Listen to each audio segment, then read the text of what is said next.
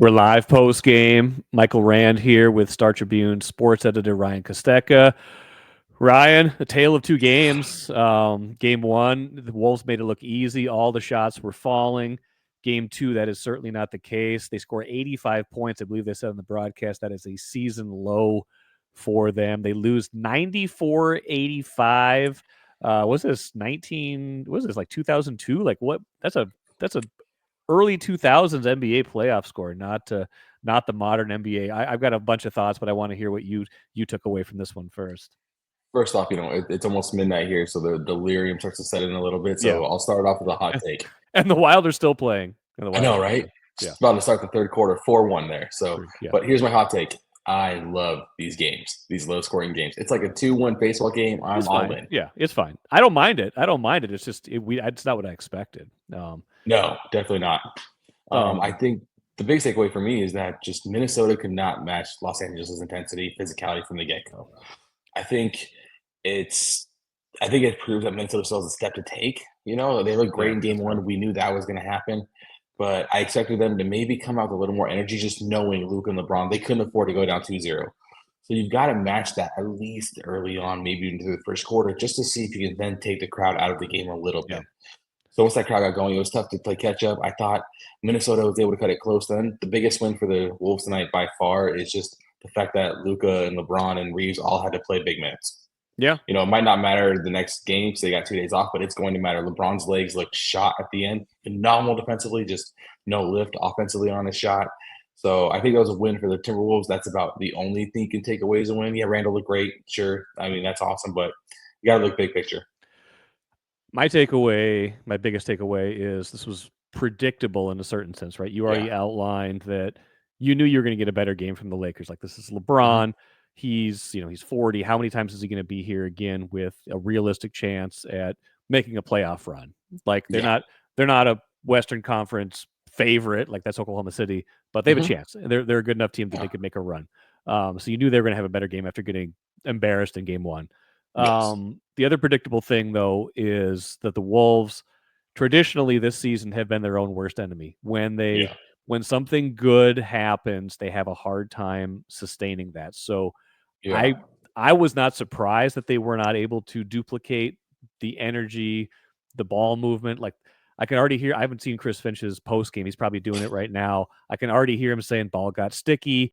We didn't pass it like we were supposed to. It just didn't. I think at one point they had 10 assists on 23 buckets. They finish with 14 assists on 30 buckets. That's not good enough. They're just, no, it's not. It's too much ISO, too much one-man game. I thought the Lakers defense was better, but it's still not a great defense. Luka's not good. Reeves is not a good defensive player, although he was better tonight. He took some charges. He at least moved his feet. LeBron's great. Like that's we're not disputing that, but like, I still feel like this is more, as crazy as it sounds, as well as I think LeBron and Luka played in moments, I still feel like this was a function more of how the Wolves played than how the Lakers played. It's real simple. I mean, you looked in the Wolves started, I think, what was it, 106, 107 from three, and 6 of them were wide open looks. The only one that wasn't was the one they knocked down. So they got the looks. The shots didn't fall tonight. It was as simple as that. And, you knock those shots down early in the game, it's a completely different game at that point. I will say I agree. The Lakers defense it's not very good. If you're the Wolves, you're salivating knowing you're coming home. Reeves was better, agreed, took the charges. Luka is not very good. I still think Jared Vanderbilt, in my opinion, is one of the most overrated defenders in the league. Dating back to, my time with the Jazz and watching him play there, it's tough to see, but he does bring a sense of tenacity, you could say, to the Lakers. They desperately need. So, it's good to see from them there, but it's not a good defense team at all. No. And it took a near triple-double from Luka and LeBron dropping 27, I think. 21. Win 21. Yeah, but 11 rebounds, 7 assists. His all-around game was there. Vando was the only minus player for the Lakers, by the way, -6 in 8 minutes, to your point. Wolves 5 of 25 in the game from three-point range. And I'm starting to wonder, too, this is we forget, they won by 22 in game one. Yes. They got up to a bad start in that game, too. And I'm starting to wonder, Mike Conley, 21 minutes in this game, did not score a point. Yeah. He was a -5, 0 of 5 from the field goal range, 0 of Missed a 3. couple of open Missed threes an open 3 in late. the That would have open cut to 3 in the single fourth digits. quarter that would have made it a lot more interesting. Mm-hmm. I don't know. His minutes 21's not a lot, but I start to wonder if you got to make a move in the starting lineup at some point to get off to a better start, because this is their starting lineup. This is indicative of what they've done all year. Yeah. Their starting lineup has struggled to get off to good starts all season long, in a lot of cases, and sometimes it's just you don't have enough offense out there to start the game, because when McDaniels isn't rolling, when Rudy's not rolling, when you got Conley, you've got 3 guys who aren't offense first players. Yeah. I wonder what the solution would be, though, because Dante seems best served. But in general, Dante and Nas are both best served off the bench as energy guys, and same with Nikhil. So I'm curious, you mess that up. I think personally, I think you still start Mike in the sense of just run the offense to get you good looks. But if it's slow, I think it's a much quicker hook. Yeah. You're entering, Dante or Nikhil. I mean, Na played well. I thought Na was pretty solid overall, good intensity. Nas and Dante were really, really rough tonight. Yeah, It wasn't pretty, and they did a lot more talking than they should have to the officials. I think they got in their heads a lot, really, really early, especially in that first half with their foul trouble, and they just never seemed to regroup out of it. Wolves only had, I'm counting it up, 19 bench points. Ooh. A little surprised we didn't see more TJ Shannon after his good shift energy in the first half. He was a +7 in 7 minutes. He wasn't trying to make too much happen, but again, took the ball hard to the rim and scored that one time. I mean, it was probably a function of guys in foul trouble, and it's just like trying something, but it worked. So I did wonder if they'd go back to that as someone who was giving them a little bit of floor spacing, a little bit of energy. Ant, 40 minutes, 25 points. I thought he was fine. He wasn't the problem. Yeah. Randall, he wasn't the problem. He had 27 points, but again, it wasn't, the ball wasn't moving. Anthony Edwards did not have a single assist tonight, and that's a problem. He was dealing in that first game. In this game, there's a lot of dribble. I think they threw different defensive coverages at him this time. They didn't, double and get the ball out of his hand. They let him beat the first guy. Then they had that second guy ready to take him. I think that was a better strategy. He's got to figure that out in game 2, because you cannot have Ant playing 40 minutes and not having a single assist. See, I thought he was actually pretty good, honestly, in the first quarter to start the game, just with finding the open man, understanding the defense there, finding the open man. But I agree, later on, you could tell he got frustrated more. And once he got that ball, it stopped moving. He became a real ball stopper. He started to just hold it and let the Lakers defense kind of set up and then try to go one-on-one. So I think he's got to mature. He's not mature, but kind of continue to grow from that moment. Yeah. But him and Randall, the ball stopped a lot with those two tonight. And if you're the Lakers, that's what you want. Yeah, the Lakers, that is amazing. Let's do that over and over and over again. That works well for us. Listener comment here on StreamYard from Michael, not me, different Michael Severud says, honestly, I don't feel bad about this loss. No way we shoot this poorly again. If only one bench player has a Naz Reid game, it's our W. I don't necessarily disagree with that. I mean, I said this on social media. It's like you probably saw the Lakers at their worst in game 1. They were terrible. I think you saw the Wolves at close to their worst in this game, at least offensively. They were still in the game. I don't think they have that bad of an offensive game in them again this whole series. No. And, they were one more little spurt away from making this one really interesting. They got it down to 9 or 8 at one point. They could have got it to 6, and then Ant gets stripped by LeBron, a little careless. Great play. Great play with LeBron. But that was pretty much the game. So I don't necessarily disagree with that. I don't want to be like it's all on the Wolves, but again, to me, it felt like it was more about what they didn't do than it was what the Lakers did do in this game. I think, yes, the Lakers played, like we talked about earlier, more physicality, more intensity to start the game. Of course, no doubt about it. But it's not like the Wolves weren't getting good looks. And game 1, you hit 22 threes. Game 2, you hit 5. If you average out that, you probably up 2-0 at this point. You really are. Yeah. So you're not save some of anything them. drastically. Save some of them. Exactly. I don't think you necessarily need a Naz Reid type of 25 point from your bench, but you need, Dante, Nas, and Jaden. You need all of them to combine for at least 50. Yeah. Someone needs to get 50. Exactly. 50 from those 4. So yeah. I mean, Jaden went from 25 to 8. He was 3 for 11, didn't make a 3. He's so hot and cold sometimes too. Yeah.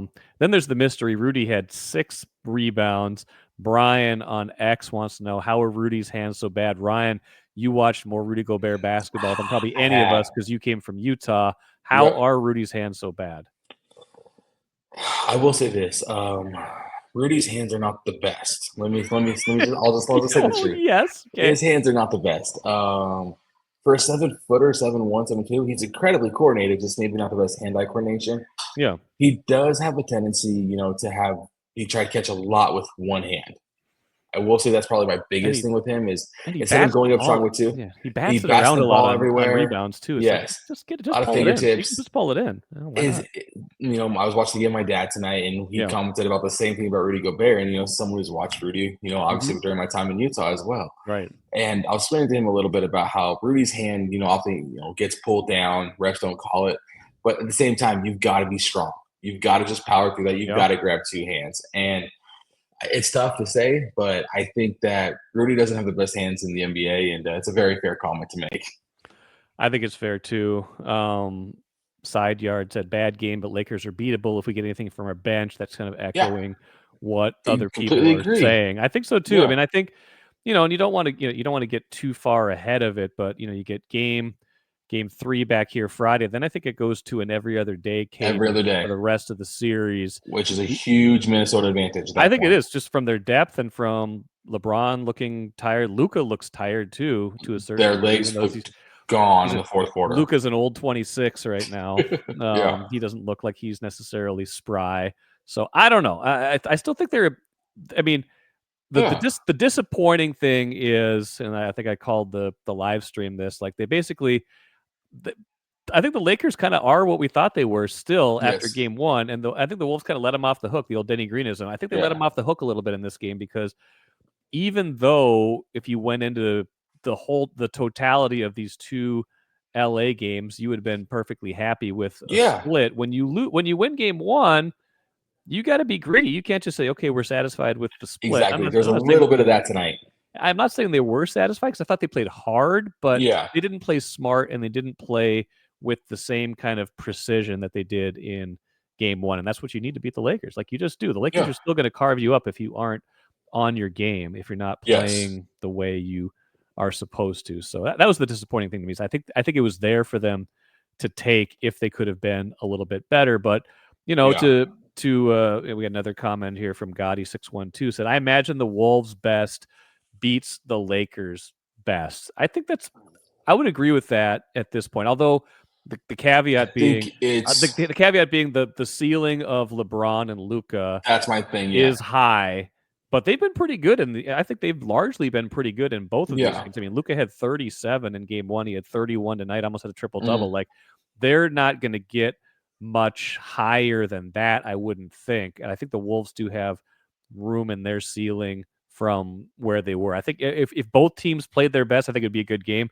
I do I do think the too. Wolves have shown that their highest level is maybe a little bit better than the highest level of the Lakers, but that's a tough thing. That's also a dangerous thing to say when you're talking That's about LeBron James and Luka Doncic against a team yes, that's been wildly inconsistent all season and a superstar who's still who's still just 23 years old, still prone to say dumb stuff. Never know what he's going to say and get fined for by the NBA. I don't maybe he's gotten yeah, fined again since this afternoon, but I don't know. I do think I think that's a fair thing to say though. I think they're still in a mode where you could see them winning this series, but I don't think there's any doubt it's going to go less than 6 at this point. I don't yeah. see anybody peeling off Near 3 by. straight at this point. I think the Wolves really have to reassert their offensive identity in game 3 Yes, though. That's what they've got to do. Their defense is I fine. think. No, I think you're right. I think when it comes at their best, like both teams at their absolute best, it's over the course of a 7-game series. I would take the Wolves.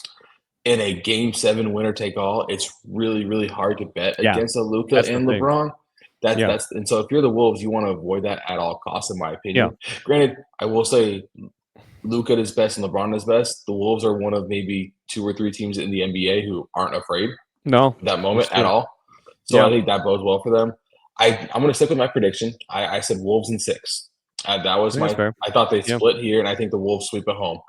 I think Game 3 is going to be off the hook at the Yeah, I Target think it is. Center. It's Friday going to be night. like Yeah. Friday night Game 3. Everyone's off work. I can't wait Mhm. to be to be Yeah. there.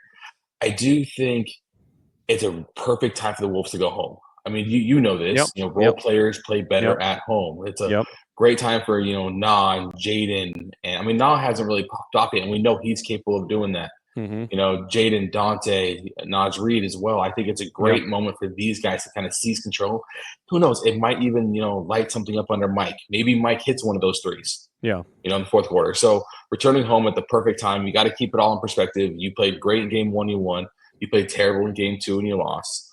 It's, I think the Wolves, like I said, they were maybe one or two buckets away in the fourth quarter with legit opportunities to hit them to make this a game and to really put that pressure on a tired Luka and a tired LeBron. All it would have taken was a decent offensive quarter too. The Lakers only scored 13 points in the fourth quarter. Wolves outscored them 20 to 13. And here's the thing: they played. LeBron played. Luka played. That's a huge win for the Wolves. I think that they made them play for the entire game because, like we talked about, after game three, it's every other day. Yeah, and that's where the Lakers, that's where you can really take it to them and get it away from them. So game three is going to be the biggest game of the series. I agree. LeBron 40 minutes, Luka 42, Austin Reeves 43. Those are big minutes for especially for LeBron and certainly for Luka as well. And what we haven't had yet in this series is a game that went down to final shot or final minute, and I think the Wolves want to avoid that too if they can, because that's dicey. That's where you. I like their defense in those situations, but I'm worried about overall Luka making a shot, something happening, and then them just walking away with a head scratching loss. I know Chris Hine, our reporter, is very happy neither game has come down to crunch. Well, there's that too. For selfish reasons for us. For selfish reasons. But no, you're right. I think they want to avoid that game at all costs. Game three is the biggest game, and it's going to be really, really exciting to see which team kind of rises to the moment. Yeah. If you saw how tired LeBron and Luka were at the end of game two, and that was with 2 days off. Yeah. They're not going to cover any quicker, their body extra wear and tear now. So I'm curious what they look like in game three. I don't think they can afford to expend it all, get rid of all the energy and that kind of that vibe they have early in the first quarter. Really quick, rest of the league. I'm backing away slowly from my assertion that Memphis could give Oklahoma City a series. That looks like it's just going to be a bloodbath. 118-99, not close. And Indiana goes up 2-0 on Milwaukee, even though Lillard comes back tonight. Yeah, I think that's very correct of you to be back away. I'm sprinting in the opposite direction of my official take. Yeah. Okay. I thought there was a chance that I thought OKC would win in 5, but I did think that Memphis might have made them games. And they have not so far. No, we my family, my wife, my dad, and I, we played cards instead of watching that game. I turned the Padres on at that point. So terrible. Indiana looks good. I don't know if it's part of the Milwaukee looking bad. There's just no flow to that team. I feel really bad for Giannis. I know we are now we're 7 or 6 days away from Giannis watch. Yeah, probably getting swept potentially in the first round. Yeah, could be. So Indiana looks really good, though. I think Halliburton looks awesome, and it's kind of ironic. He was just named the most overrated player in the NBA based on that poll, and he's come out and looked great in both games. That's a team that if you're Cleveland, you probably want to play Giannis. You probably don't want anything to do with Indiana at this point. Yeah, but that could be a fun series, assuming Cleveland takes care of Miami. Yeah, which I think they should. Yeah, they should handily. They're 1-0 in that series, although that first game was more competitive. It just got lopsided at the end. Yeah. Knicks lost last night. That's not great, but Detroit made that into series. So and what we thought was probably going to be the best series, Denver and Clippers. Both those games have been down to the wire. Those could be. Did you stay up for the end of that game? No, I didn't. I gave up on it. I couldn't. I was just like, it was like middle fourth quarter. I was like, I got to go to sleep. I got to get up. It's like I got up at 6:30. I'm like, I can't do this anymore. But I wish I would have, because it looked like it was a great finish.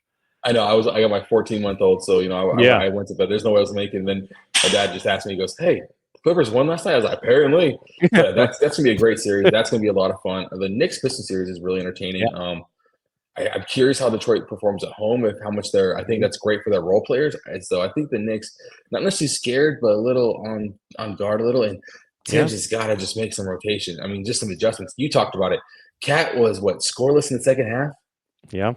I mean, I haven't been a big Minnesota guy before this, so I can't really. Is that the norm? Like, how does he disappear like that? He just does. You don't know how. And then he talks post game about how he's just trying to let the offense come to him. It's like, Cat. Oh man! At a certain point, you got to come get the offense. You got to come get it. So you are the man that pulls Jalen Durant away from the rim. Yeah, like you have to get that ball. Yeah, that's brutal.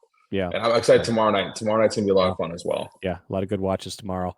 Well, until Friday, you guys, appreciate it, Ryan. Yeah, Friday's going to be great. Game I can't 3, wait. Target Center. We'll see what happens.